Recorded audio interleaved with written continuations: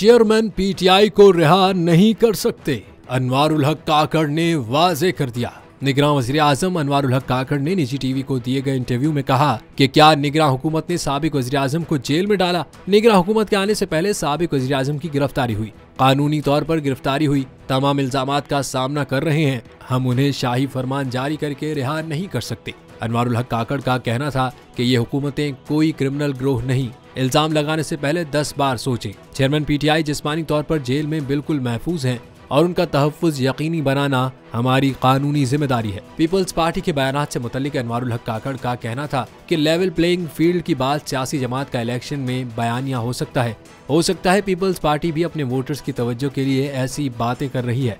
अनवारुल हक काकड़ ने कहा कि अगर कोई पाकिस्तान के आम आवाम और सिक्योरिटी फोर्सेस पर हमलावर होगा तो उसका जवाब दिया जाएगा। हम इसे खामोशी से बर्दाश्त नहीं करेंगे।